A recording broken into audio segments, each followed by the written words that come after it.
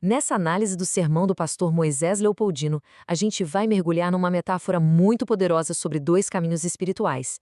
É uma imagem que coloca lado a lado a criação e a destruição, a restauração e o fim. E a reflexão já começa com essa pergunta, que é bem direta, né? Ela coloca no centro da mesa o grande conflito que a pregação explora. Afinal de contas, em qual desses dois estados espirituais uma pessoa pode se encontrar? Então, aqui estão os dois cenários bem contrastados. De um lado, a gente tem a olaria, um lugar cheio de vida, de restauração, onde o barro é moldável, onde o trabalho está acontecendo.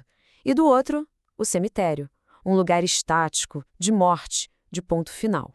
Ok, então vamos entender de onde vêm essas ideias.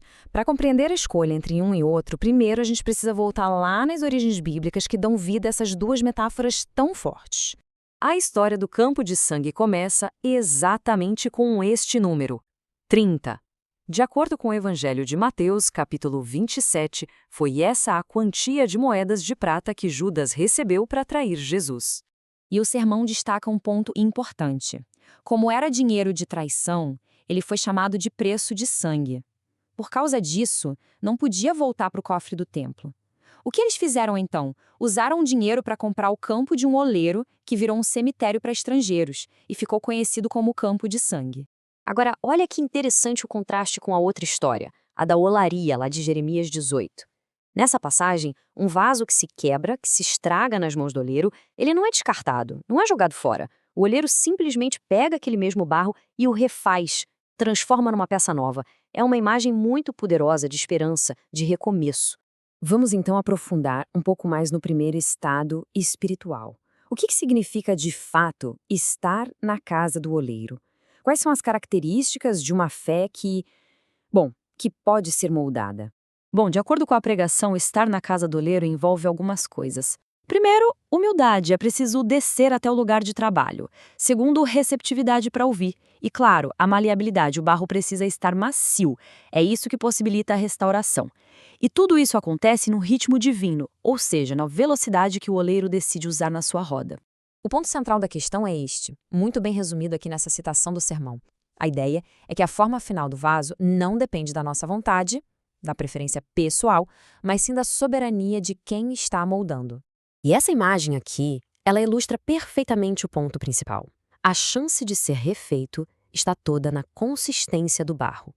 Pela metáfora, o oleiro só consegue refazer aquilo que ainda está macio. Se o barro endurecer e quebrar, aí já não tem mais como reformar. Agora, vamos para o outro lado da moeda. Vamos ver como essa ideia se desenrola no estado oposto, no campo de sangue, que é onde aparecem as consequências de um coração que se recusa a ser moldado. As características do campo de sangue são basicamente um espelho sombrio da casa do oleiro. Ele surge da traição, é alimentado por expectativas frustradas. E o resultado? Um coração endurecido que não dá para trabalhar. Ele se torna um cemitério espiritual, um lugar de ponto final, sem nenhuma chance de renovação. E aqui o sermão traz uma análise psicológica muito perspicaz. O campo de sangue é criado quando as expectativas que uma pessoa cria sobre Deus não se cumprem e ela se recusa a se adaptar. Pense em Judas. Ele esperava um libertador político. Quando ele viu um rei espiritual indo para a cruz, a frustração dele foi tão grande que se transformou em traição. E isso tudo nos leva à escolha decisiva, uma escolha que a pregação ilustra de forma brilhante ao comparar as falhas de duas figuras muito importantes, Pedro e Judas. A comparação aqui é muito forte. Para Judas, o que falhou foi a expectativa dele sobre Jesus. Já para Pedro, foi a fé que falhou, no momento de fraqueza. Por isso, a queda de Judas é descrita como apostasia, um desvio da graça que o levou direto para o campo de sangue. A de Pedro, por outro lado, foi um erro de fé, algo que ainda permitiu uma restauração. Só para deixar bem claro, a pregação define cair da graça como esse estado de apostasia, um endurecimento do coração que não tem mais volta. Já cair da fé é visto como uma falha, um momento de fraqueza, mas do qual a pessoa pode se levantar e ser restaurada. E assim, a análise toda nos traz de volta a pergunta do começo, mas agora com uma compreensão muito mais profunda. A questão final que fica para reflexão é essa. A pessoa se encontra na olaria, que refaz, ou no cemitério que enterra. Uma escolha que, segundo essa metáfora toda, depende da maleabilidade do coração.